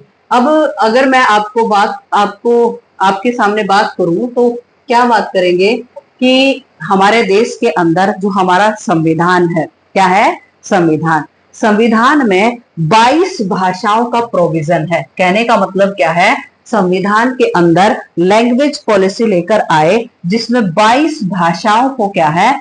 एडॉप्ट किया है। और किस शेड्यूल में लिखा है? ये 8 शेड्यूल में लिखा है। बहुत ध्यान से सुनना, 22 भाषाएं, 22 भाषाएं इसमें शामिल है। अगर आप ऐसी स्टेट में बैठे हैं जहां क्या है, किसी भाषा को, इन 22 भाषाओं में से एक भाषा रहती है और आप उसी में पेपर देना चाहते हो, तो आप उस भाषा में अपने पेपर की डिमांड कर सकते हो। देखो, और भी मैं इसको सिंपल करना चाहूंगी कि जब हमारा देश आजाद होता है 1947, उसके बाद हमारे देश के अंदर क्या होता है? कॉन्स्टिट्यूशन लागू होता है 50 में, यानी कि 1950 में कॉन्स्टिट्यूशन लागू होता है। जब कॉन्स्टिट्यूशन को लागू किया जाता है तो ये कहा जाता है 15 इयर्स के बाद हम इंग्लिश को पढ़ना और लिखना छोड़ देंगे। क्या कर देंगे? छोड़ देंगे। लेकिन जैसे जैसे समय बीता, क्योंकि जो साउथ इंडिया वाला पार्ट है वहां पर तो इंग्लिश लैंग्वेज रम चुकी थी। कहने का मतलब वहां पर बड़े लेवल पर पढ़ा और लिखा जाता था। किस भाषा को? इंग्लिश भाषा को। लेकिन हम इंग्लिश भाषा को रखना नहीं चाहते थे। तो आज के टाइम की डिमांड को देखते हुए आज तक भी क्या है, प्रेफरेंस में लिया गया है किस भाषा को? इंग्लिश भाषा को। लेकिन ना ही तो इंग्लिश भाषा हमारी नेशनल लैंग्वेज है और ना ही हमारी ऑफिशियल लैंग्वेज है। फिर कौन सी है? हमारी हिंदी क्या है? ऑफिशियल लैंग्वेज है। ऑफिशियल लैंग्वेज का मतलब क्या होता है? हमें राजकाज में, यानी कि जो अगर कागज लिखे जाते हैं, यानी कि जो डॉक्यूमेंट्स लिखे जाते हैं, उसमें हमारी हिंदी भाषा जरूर मिलेगी। मान लो आप मलयालम भाषा से रिलेटेड हैं, आप अपनी भाषा में कोई पेपर चाहते हैं तो डेफिनेटली आपको आपकी भाषा में पेपर मिलेगा। लेकिन साथ में आपको 2 भाषाएं और जरूर मिलेगी, एक इंग्लिश और एक आपको हिंदी भी जरूर मिलेगी। हमारी नेशनल लैंग्वेज कोई भी नहीं है, क्योंकि अगर नेशनल लैंग्वेज किसी भाषा को बनाया जाता है तो हर देश के हर नागरिक को उस भाषा को पढ़ना क्या हो जाता है? कंपलसरी हो जाता है। तो ऑफिशियल लैंग्वेज हमारी क्या है? हमारी हिंदी भाषा है, ना कि नेशनल लैंग्वेज। उम्मीद करती हूं आपको ये समझ में आ गया होगा। अब ये कह रहे हैं कि धीरे धीरे समय चेंज होता है, टाइम बदलता है। हमने अपने देश का बंटवारा किस आधार पर किया? धर्म के आधार पर। फिर हमने बंटवारा भाषा के आधार पर किया। कॉन्स्टिट्यूशन में हमने 22 भाषाओं को डाला और 22 भाषाओं में हम किसी भी भाषा में अपने एग्जाम या फिर कोई भी डॉक्यूमेंट्स की डिमांड उस भाषा में कर सकते हैं। धीरे धीरे टाइम बदलता है, टाइम बदलता है तो जो गवर्नमेंट है उसमें भी चेंज आता है। क्या आता है? चेंज आता है। गवर्नमेंट के अंदर चेंज कैसे आता है? ध्यान से सुनना कि लंबे समय तक जो कांग्रेस थी वो रूल कर रही थी और देश के अंदर एक अलग तरह की सरकार आती है जिसको क्या कहते हैं? फेडरल गवर्नमेंट कहते हैं। यानी कि फेडरल गवर्नमेंट की फॉर्मेशन देखने को मिलती है और सरकार बनती है नए तरीके की। क्या सरकार? ध्यान से सुनना।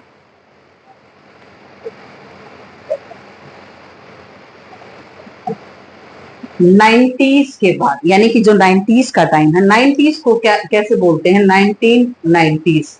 ये टाइम है 1990 से लेकर और 2000 तक के टाइम की बातें कर रहे हैं, यानी कि 2000 तक के टाइम की बातें। उस दौरान ये कह रहे हैं कोलिजन की गवर्नमेंट बननी स्टार्ट हो गई। इससे पहले बहुमत की सरकार बनती थी। यहाँ पर देश में बदलाव देखने को मिलता है और बदलाव देखने को मिलेगा तो पॉलिटिकल पार्टीज और जो फेडरल सिस्टम है उसमें भी बदलाव होगा। कैसे? ध्यान से सुनो कि हमारे देश के अंदर जो लोकसभा है ना, लोकसभा की सीट आपकी 543 है। 543। जब भी लोकसभा के इलेक्शन होते हैं तो वहां पर चुनाव होता है, पीएम का चुनाव होता है। यानी कि इनमें से 50% प्लस 1 अगर किसी के पास वोट आ जाती है तो वो इलेक्शन को क्या कर जाता है? जीत जाता है। लेकिन 90s के टाइम में ये देखा गया कि बहुत सारे ऐसे पॉलिटिकल पार्टी होती हैं जो क्या करती हैं, इलेक्शन को नहीं जीत पाती, तो वो क्या करेंगी, वो कोलिजन करेंगी। कोलिजन का मतलब क्या होता है, गठबंधन होता है। क्या होता है, गठबंधन। तो ये कह रहे हैं कि हमने क्या है 90s के बाद ये देखा कि देश के अंदर क्या किया जा रहा है, गठबंधन किया जा रहा है। और गठबंधन हुआ तो बहुत सारी क्षेत्रीय पॉलिटिकल पार्टी बनी। क्या बनी, क्षेत्रीय पॉलिटिकल पार्टी, राजनीतिक दल बने, दल बने। और ये दल बने ना, तो जिसके कारण यहाँ पर कोलिजन की गवर्नमेंट देखने को मिली। और इसमें फिर बड़े लेवल पर क्या है, बदलाव देखने को मिला। सेंट्रल गवर्नमेंट, स्टेट गवर्नमेंट, इस तरीके से यहाँ पर बहुत सारी पॉलिटिकल पार्टी देखने को मिलती है। आगे देखें,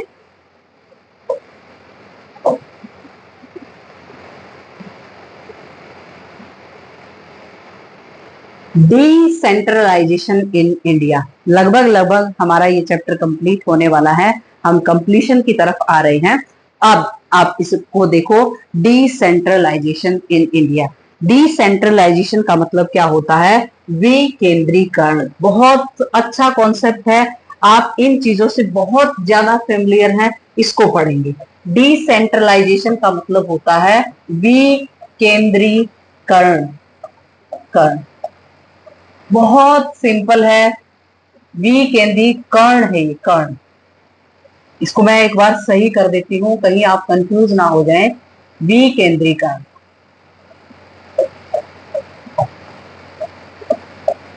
ऐसे लिखा जाएगा, विकेंद्रीकरण। एक तो होती है सेंट्रल गवर्नमेंट। अगर अकेला सेंट्रल गवर्नमेंट है ना, तो फिर क्या है, पावर शेयर नहीं हो रही, यानी कि वहां पर हम फेडरल सिस्टम नहीं कह सकते।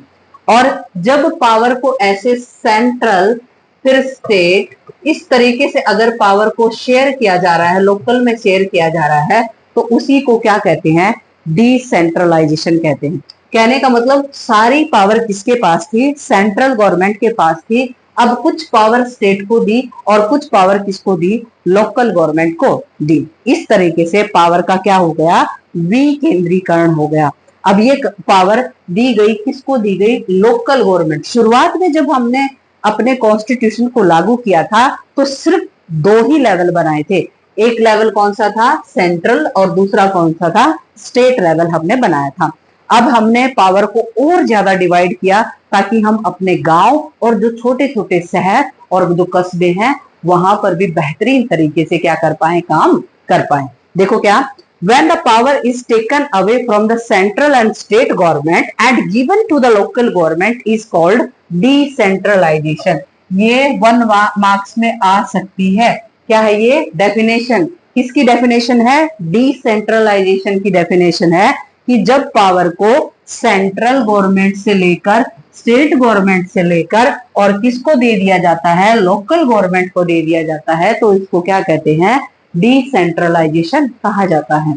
आगे, major step towards the decentralisation taken in 1992। बहुत अच्छा कॉन्सेप्ट है, ध्यान से सुनना। मैंने कहा ना कि जब भारत क्या है, देश के अंदर 1950 के अंदर कॉन्स्टिट्यूशन लागू किया जाता है, तो क्या होता है, हमारे पास दो ही लेवल होते हैं, सेंट्रल और स्टेट। अब टाइम आता है 1992 का टाइम आता है, और हमने सोचा कि हमारे गांव, जो भारत है बहुत खूबसूरत देश जो कि गांव में बसता है, तो वहां पर भी काम करना बहुत ज्यादा जरूरी है। तो जिसके लिए हम पंचायती राज सिस्टम लेकर आए। क्या लेकर आए, पंचायती राज सिस्टम। ध्यान से सुनना अब इसको। 1992 का टाइम है।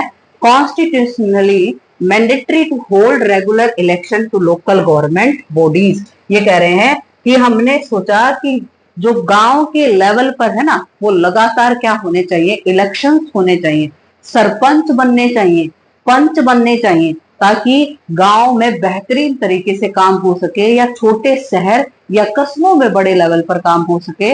उसको करने के लिए 1992 में हम कौन सी गवर्नमेंट लेकर आए, लोकल गवर्नमेंट लेकर आए। यानी कि लोकल गवर्नमेंट बनानी हमने क्या है, बड़े लेवल पर स्टार्ट कर दी। ये बन पहले भी रही थी। कहने का मतलब क्या है, गांव में अपने पार्ट पर सरपंच होते थे, कुछ पंच होते थे, लेकिन उनका इलेक्शन नहीं होता था। इलेक्शन को जरूरी किया, कब के बाद जरूरी किया? 1992 के बाद जरूरी कर दिया। आगे, reservation of the seats for SC ST और OBC, और देखो जो तबका पिछड़ा माना जाता था उनको आगे लाने के लिए किसको लिया गया? SC को आगे रिजर्वेशन उनको दे दी गई, ST को रिजर्वेशन दे दी गई, और ऐसे ही रिजर्वेशन दी OBC को रिजर्वेशन दी, अदर बैकवर्ड क्लास को। और इस तरीके से at least 1/3 of the all position were reserve for the women. ये बहुत अच्छी खूबसूरती है, बहुत ध्यान से सुनना। हमारे पास सेंट्रल गवर्नमेंट भी है, स्टेट भी है, और आपके पास लोकल भी है। अकेला लोकल के अंदर 1/3 रिजर्वेशन है। किसको है? फीमेल को है, महिलाओं को है। ये रिजर्वेशन स्टेट या फिर सेंट्रल गवर्नमेंट में नहीं है। इसके बिल बार बार आ रहे हैं कि महिलाओं को भी रिजर्वेशन दे दी जाए, लेकिन मिल नहीं रही। क्यों नहीं मिल रही? इसका कारण क्या है कि आपकी जो राज्यसभा है या फिर लोकसभा है, उसमें कौन सी कैटेगरी ज्यादा बैठी है? मेल कैटेगरी ज्यादा बैठी है, और इस बिल को पास नहीं होने दे रही। नहीं तो मैंने अभी कुछ देर पहले बताया था कि लोकसभा की सीट 543 है, तो इसका 1/3 क्या है? विमेन रहेगी, और इस बात को बर्दाश्त हमारी मेल कैटेगरी नहीं कर पा रही। कहने का मतलब इस बिल को पास नहीं होने दिया जा रहा, नहीं तो ज्यादा महिलाएं फिर आपको लोकसभा और राज्यसभा में देखने को मिले। तो यही है कि रिजर्वेशन नहीं है, फीमेल को रिजर्वेशन नहीं है। किसमें नहीं है? सेंट्रल और स्टेट में। कहां पर है? लोकल गवर्नमेंट में। और कितना परसेंट है? 1/3 है। आप कई बार ये भी देखते होंगे कि महिला इलेक्शन जीत जाती है, लेकिन इलेक्शन जीतने के बाद काम कौन करते हैं? उस महिला के पति काम करते हैं। ये हमारे जैसे गांव के लेवल पर इस तरह की जो प्रैक्टिसेस है वो बड़े लेवल पर देखने को मिलती हैं। यानी कि कहने का मतलब आज भी हमारे देश में जहां पर लोकल गवर्नमेंट के अंदर महिलाओं को अधिकार दिए गए हैं, वहां वो अपने अधिकार का अच्छे तरीके से प्रयोग नहीं कर पाती। कहने का मतलब उनके नाम पर उनके पति उस शासन को करते हैं, रूल को करते हैं। यानी कि आज भी महिलाओं को इतनी आजादी नहीं है कि वो अपने गांव में घूम फिर सके, अपने गांव को देख सके, अपने पार्ट पर क्या कर सके? काम कर सके। तो लोकल गवर्नमेंट में रिजर्वेशन जरूर मिली है, लेकिन आज भी ये देखने को मिलता है कि अपने पार्ट पर महिलाएं उस काम को परफॉर्म नहीं कर पा रही। आगे, creation of state election commission. और देखो ये तो है ही कि आपको इलेक्शन अगर कराने हैं तो स्टेट इलेक्शन कमीशन होगा, जो कि किसको परफॉर्म कराते हैं? इलेक्शंस को परफॉर्म कराते हैं। The state government are required to share some power and revenue with the local government bodies. और ये बिल्कुल स्टेट गवर्नमेंट की जिम्मेदारी होती है कि उनके पास कुछ टैक्स आता है, और उस टैक्स का कुछ हिस्सा किसको देगी? वो देगी आपके जो रेवेन्यू का हिस्सा है वो किसको देगी? लोकल गवर्नमेंट को देगी। कहने का मतलब क्या है? आपके देश के ये हरियाणा, हम हरियाणा का एग्जांपल लेंगे, जैसे हरियाणा से हैं तो हरियाणा का एग्जांपल लेंगे कि सीएम की जिम्मेदारी है कि उनके पास जितना भी टैक्स आ रहा है उसका कुछ हिस्सा या कुछ फंड किसको दिए जाए? लोकल गवर्नमेंट वालों को दिए जाए, ताकि वो अपने काम को अच्छे तरीके से रेगुलेट कर पाए। ऐसे ही सेंट्रल गवर्नमेंट की जिम्मेदारी है कि कुछ फंड किसके पास भिजवाए? स्टेट गवर्नमेंट के पास भिजवाए, ताकि वो अपने काम को बेहतरीन तरीके से रेगुलेट कर पाए। आगे देखिए, उम्मीद करते हुए बेटे आपको बहुत बेहतरीन तरीके से समझ में आ रहा होगा, और थोड़ा सा हम ये पंचायती राज को भी देख लेंगे। लोकल गवर्नमेंट जिसको कहा जाता है, बहुत अच्छा कॉन्सेप्ट है ये, अच्छे तरीके से इसको समझने की कोशिश करते हैं।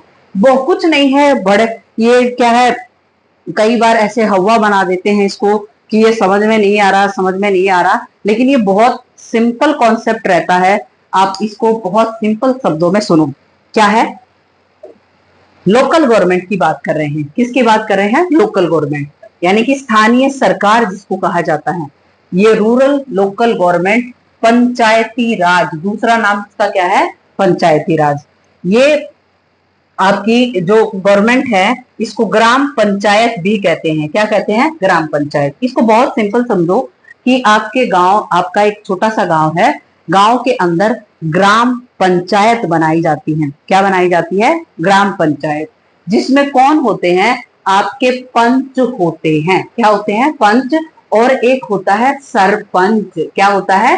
सरपंच। आप गांव वाले बच्चे बहुत अच्छे तरीके से रिलेट कर पाएंगे। इसमें पंच को आप कई बार मेंबर भी कह देते हैं। क्या कहते हैं? मेंबर बोल देते हैं कि ये मेंबर है। अब इनके दोनों के इलेक्शन होते हैं। इलेक्शन कैसे होते हैं कि ग्राम सभा उसमें वोट डालती है। क्या डालती है? वोट। अब ग्राम सभा, देखो ध्यान से सुनना, हम पढ़ते हैं ग्राम पंचायत। क्या पढ़ते हैं? ग्राम पंचायत। ग्राम पंचायत में कौन होते हैं? दो होते हैं, पंच होते हैं और प्लस सरपंच होते हैं। तो इसको क्या कहते हैं? ग्राम पंचायत कहते हैं। क्या कहते हैं? ग्राम पंचायत। अब ये पंच होते हैं और ये पंच और सरपंच दोनों का क्या होता है? चुनाव होता है, इलेक्शन होता है। क्या होता है? इलेक्शन। लेकिन बहुत ध्यान से सुनना, पंच को कई बार सर्वसम्मति से भी बना दिया जाता है। कहने का मतलब क्या है? 15-20 घर हैं, उनमें से एक पंच बनाना है, लेकिन उसके खिलाफ कोई भी नहीं आ रहा। कहने का मतलब एक ही व्यक्ति इलेक्शन में उठा लेकिन उसके खिलाफ कोई है ही नहीं, तो वो ऑलरेडी क्या बन जाएगा? पंच बन जाएगा। और ऐसे सरपंच गांव में क्या होते हैं? जो ग्राम सभा के व्यक्ति होते हैं ना, कौन होते हैं? ग्राम सभा। अब ग्राम सभा कौन होती है? ध्यान से सुनना, ग्राम सभा के अंदर कौन होते हैं? ग्राम सभा के अंदर 18+ की एज हो, उनका वोटर कार्ड बना हो, वोटर कार्ड बना हो और वोटर लिस्ट में उस व्यक्ति का नाम हो, वो किसका सदस्य कहलाएगा? ग्राम सभा का सदस्य कहलाएगा। और वो किसके चुनाव में पार्टिसिपेट करेगा? वो सरपंच, सरपंच और पंच के चुनाव में क्या करेगा? पार्टिसिपेट करेगा, उसका चुनाव किया जाएगा, यानी कि वोट कास्ट करेगा। तो इस तरीके से क्या बनती है? आपकी पंचायती राज सिस्टम होता है, जिसमें ग्राम पंचायत होती है और ग्राम पंचायत के अंदर कौन कौन होते हैं? पंच और सरपंच होते हैं। और ग्राम सभा में कौन होते हैं? आपके ग्राम सभा के अंदर आपके होते हैं 18+ की एज लिए हुए और आपके जिसका वोटर कार्ड बना है, वोटर लिस्ट में जिसका नाम है। ये व्यक्ति किसका चुनाव करते हैं? पंच या सरपंच का चुनाव करते हैं। और पंच और सरपंच के मिलने से क्या बनती है? ग्राम पंचायत बनती है। अब ध्यान से सुनना, अगर गांव में कुछ झगड़े हुए और सीधा किसके पास पहुंचा जाता है? ग्राम पंचायत के पास पहुंचा जाता है। और यहाँ पर इनको मिलते हैं सरपंच और पंच। कोशिश की जाती है गांव के झगड़े को गांव के अंदर ही क्या कर लिया जाए? निपटा लिया जाए। उम्मीद करती हूँ ये आपको समझ में आ गया होगा। ग्राम पंचायत, और ये किसका? पंचायती राज का सिस्टम है। और पंचायती राज अभी अभी मैंने आपको बताया था, लोकल गवर्नमेंट 1992 के बाद क्या होती है? शुरुआत होती है। अब आ जाए कई सारी ग्राम पंचायत। यहां हमने ग्राम पंचायत बना ली ऑलरेडी। ये ग्राम पंचायत एक गांव की होती है, या फिर कई बार ऐसा होता है ज्यादा छोटे गांव है तो उनमें 2 गांव में एक ही ग्राम पंचायत बन जाती है। अब ये ग्राम पंचायत कुछ एक गांव की है, फिर दूसरे गांव की, तीसरे गांव की, चौथे गांव की। इन सभी के मिलने से, यानी कि 4-5 जो ग्राम पंचायत है उनके मिलने से क्या बनती है? पंचायत समिति, या उसको ब्लॉक, या उसको क्या कहते हैं? मंडल कहते हैं। यानी कि मंडल कहोगे तब भी किसका ग्रुप है? ये ग्राम पंचायत का ग्रुप है, 3-4 ग्राम पंचायत का ग्रुप है। या फिर आप उसको क्या है? समिति, पंचायत समिति कहोगे तो वो भी किसका ग्रुप है? ग्राम पंचायत का ग्रुप है। ऐसे ही अगर मंडल की बात कर रहे हो तो वो भी किसका हिस्सा है? वो भी ग्राम पंचायत के ग्रुप का हिस्सा है, यानी कि वो एक साथ मिलकर इनकी फॉर्मेशन करते हैं। Members are elected by the all panchayat members in that area, यानी कि जो पंचायत के मेंबर होते हैं इसमें जो इलेक्टेड होते हैं वो वहीं से यहाँ पर आते हैं। कोई डाउट? आगे देखें। अब ये और बड़ा लेवल हो गया। अब इसको हम एक जगह पर रख लेते हैं। ये और एक और बना दूं या एक और बना दूं, ऐसे हो सकता है। यानी कि कई सारी पंचायत समिति या इनको ब्लॉक को हो या मंडल को हो, कई सारी एक साथ जब इकट्ठा होकर आ जाती हैं तो ये क्या कहलाती हैं? ये जिला परिषद कहलाती हैं। क्या कहलाती हैं? जिला परिषद। और इसमें MLA, MPs and the official of district area its member, इसमें एमएलए के सदस्य होते हैं, इसके एमपीज इसके सदस्य होते हैं, और डिस्ट्रिक्ट के कुछ बड़े अधिकारी इसके क्या माने जाते हैं? सदस्य माने जाते हैं। और जिला पार्षद, जिला पार्षद आपने सुना होगा या फिर चेयरपर्सन सुना होगा, वो इसका क्या होता है? पॉलिटिकल हेड होता है। एक सिंपल, कई बार क्वेश्चन पूछा जाता है, जिला परिषद का हेड कौन होता है? चेयरपर्सन होता है। कौन होता है? चेयरपर्सन होता है। किसका हेड होता है? जिला परिषद का हेड कौन होता है? चेयरपर्सन को कहा जाता है। तो बहुत सिंपल तरीके से ग्राम पंचायत, कई सारी ग्राम पंचायत के बाद क्या बनती है? पंचायत समिति, या उसको ब्लॉक कह लो या उसको क्या कह लो? मंडल कह लो। आगे फिर देखो बहुत सारी, ये क्या है? मंडल, ब्लॉक या फिर ये पंचायत समिति के मिलने से क्या बनती है? जिला परिषद बनती है। और जिला परिषद का हेड कौन होता है? चेयरपर्सन होता है। बिल्कुल सिंपल शब्दों में, उम्मीद करती हूं आपको ये समझ में आ गया होगा। अब ऐसे ही जैसे ये तो हम गांव के लेवल की बात कर रहे थे, कहने का मतलब यहां पर हमने गांव की बात की। अब दूसरा रूप कहाँ होता है? शहरों का होता है। यानी कि शहरों में किस तरीके से रूल, रेगुलेशन, शासन किस तरीके से होता है, इसको भी देखेंगे। Local bodies exist for the urban areas. Urban का मतलब ही क्या होता है? शहर होता है। यानी कि शहर के अंदर किस तरीके से काम किया जाता है। हमने वहां पर गांव में पढ़ा, पंच, सरपंच, इस तरीके से पढ़े। अब हम शहर की बात कर रहे हैं। इस पर काम करती हैं म्युनिसिपैलिटीज। क्या करती हैं? म्युनिसिपैलिटीज, जिसको नगर पालिका कहा जाता है। क्या कहा जाता है? नगर पालिका। इसमें म्युनिसिपल चेयरपर्सन इसका क्या माना जाता है? हेड माना जाता है। और municipal corporation in the big cities. बहुत सिंपल तरीके से समझो, अगर छोटे शहर की बात की जा रही है, अगर छोटे शहर की बात की जा रही है तो वहां पर म्युनिसिपैलिटीज पाई जाती हैं। क्या पाई जाती हैं? म्युनिसिपैलिटीज। और इसका हेड कौन होता है? चेयरपर्सन होता है। 1 मार्क्स में पूछा जाता है कि कौन होता है इसका? म्युनिसिपल चेयरपर्सन इसका क्या होता है? हेड होता है। क्योंकि इसके सामने क्या लग गया? म्युनिसिपल लग गया। पिछले में मैंने आपको बताया था कि चेयरपर्सन, लेकिन वो उसके सामने क्या लगेगा? उसके सामने जिला पार्षद लगेगा और फिर चेयरपर्सन बोलेंगे उसको। और इसके सामने क्या है? Municipal chairperson. अब दूसरा, अगर बड़े शहर हो, क्या हो? बड़े शहर, जैसे आप मुंबई सोच लो, आप कोलकाता सोच लो, दिल्ली सोच लो। अगर ऐसे ऐसे बड़े बड़े सिटीज हैं तो उनमें कौन कहलाते हैं? मेयर कहलाते हैं। और थोड़े से और छोटे शहर होते हैं, उनमें भी क्या है? इनको मेयर ही बोला जाता है। ये पॉलिटिकल हेड होते हैं। अब आपका सीधा क्वेश्चन पूछा जाता है कि शहरों के अंदर किस तरीके से काम किया जाता है, कौन कौन बॉडीज काम करती हैं? तो वो करती हैं म्युनिसिपैलिटीज और म्युनिसिपल कॉर्पोरेशन शहरों के अंदर काम करती है। उनके हेड कौन होते हैं? Head municipal chairperson. और म्युनिसिपल कॉर्पोरेशन के हेड कौन होते हैं? मेयर कहलाते हैं।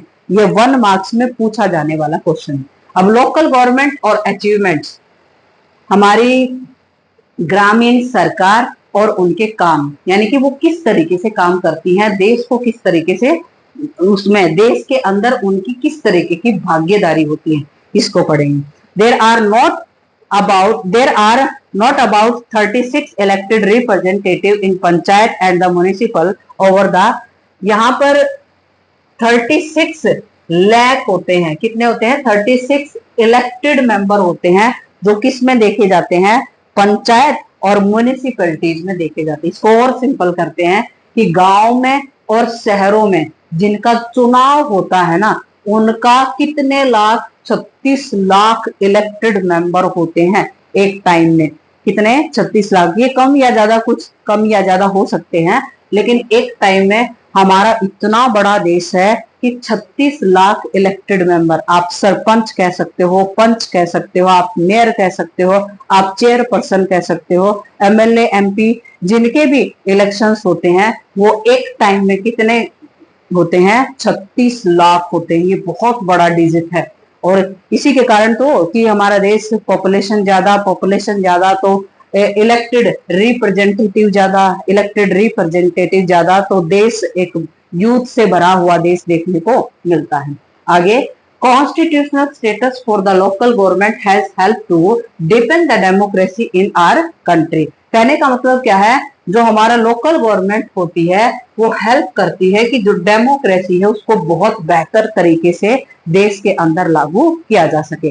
कहने का मतलब लोकल गवर्नमेंट सच में ये हमें एहसास कराती है गांव के लेवल तक, शहरों के लेवल तक, कि हमारे देश में क्या है? डेमोक्रेसी है। क्या है? डेमोक्रेसी। आगे, it has also increase the women representation in voice in our democracy. और एक और खूबसूरती हमें देखने को मिलती है कि हमारे देश की महिलाओं को कुछ अधिकार मिलते हैं। किसके लिए अधिकार मिलते हैं? कि वो अपने देश के अंदर डेमोक्रेसी के थ्रू अपना रिप्रेजेंटेशन कर पाए। Challenge, Gram Sabha are not hold regularly, significant power and resource are not transferred. अब मैंने ग्राम सभा की बात की जिसमें 18 प्लस की एज वाले वोटर लिस्ट में जिसका नाम है, ये उस लेवल पर काम नहीं कर पाती जिस लेवल पर कॉन्स्टिट्यूशन के अंदर लिखा होता है। क्यों? क्योंकि यहाँ पर ग्राम सभा की हर 6 महीने में बैठक होनी चाहिए, मीटिंग होनी चाहिए और उसमें बैठकर डिस्कशन होना चाहिए सरपंच और सरपंच के साथ, ताकि वो गांव की समस्याओं को डिस्कस कर सकें, उनके बारे में बातें कर सकें और उनका सॉल्यूशन निकाल सकें। अगर इस तरह की बातें ग्राउंड लेवल पर नहीं हो रही तो हमारी जो लोकल गवर्नमेंट है वो यहाँ पर कमजोर पड़ जाती है। कहने का मतलब क्या है? ग्राम सभा, ग्राम पंचायत जिस तरीके से बनाई गई थी, जिस उद्देश्य से बनाई गई थी, उस लेवल पर क्या नहीं हो रहा? काम नहीं हो रहा। अगर ये अच्छे तरीके से काम हो तो ये कह रहे हैं कि लोकल गवर्नमेंट देश के अंदर एक मजबूत सीढ़ी के रूप में ली जा सकती है, लेकिन उस लेवल पर काम नहीं हो रहा। तो ये है चैलेंज हमारे सामने कि उस रूप में हम गवर्नमेंट को लागू नहीं कर पा रहे, लोकल गवर्नमेंट को, जिस रूप में ये हमारी गवर्नमेंट होनी चाहिए। ये था बेटे आज आपका चैप्टर। इस चैप्टर के कुछ क्वेश्चंस मैं अलग से वीडियो में लेके आऊंगी, जिसमें मैंने आपको स्क्रॉल करके कुछ क्वेश्चंस आपको दिखाए थे, लेकिन उनका सॉल्यूशन मैं अभी नहीं कराने वाली। जिस बच्चे ने सच में अच्छे तरीके से वीडियोस को देखा है तो उनके लिए मैं 10 क्वेश्चन अलग से लाने वाली हूँ। यानी कि आप कमेंट करना मेरे पास कमेंट बॉक्स में कि मैम आप इस चैप्टर के रिगार्डिंग क्वेश्चन लेकर आए, हम जरूर इनको सॉल्व करेंगे। और सच में बेटे, जिस बच्चे ने इस वीडियो को पूरा देखा है और अच्छे तरीके से देखा है तो उनको वो 10 क्वेश्चंस जरूर आने वाले हैं। तो नेक्स्ट वीडियो में इसी चैप्टर से रिलेटेड कुछ क्वेश्चंस मैं आपके सामने लेकर आने वाली हूँ, ताकि आप अपने आप को जांचें कि मुझे इस चैप्टर के रिलेटेड मुझे कितनी सारी बातें आती हैं, क्या मैं उन क्वेश्चंस को सॉल्व कर पा रहा हूँ या नहीं। तो नेक्स्ट, यहाँ तो मेरे पास 2 या 3 ही क्वेश्चन थे, लेकिन मैं नेक्स्ट वीडियो में आपके सामने लेकर आ रही हूँ 10 या 15 क्वेश्चन आपके सामने लेकर आ रहे हैं। अगर आप उनको सॉल्व कर पाए तो आपने इस वीडियो को बहुत बेहतरीन तरीके से देखा। आपसे एक मेरी शिकायत है कि आप वीडियोस को शेयर नहीं करते हैं, आप ये क्या है, लाइक नहीं करते हैं, कमेंट्स नहीं करते हैं। कुछ बच्चे करते हैं, बिल्कुल करते हैं, लेकिन कुछ बच्चे नहीं करते हैं। तो आप सभी को इस वीडियो को शेयर भी करना है, कमेंट्स करना है, लाइक करना है, ताकि मुझे मोटिवेशन मिले कि मैं आपके लिए बहुत जल्द से जल्द क्लासेस लेकर आऊं। तब तक के लिए थैंक यू, नमस्कार।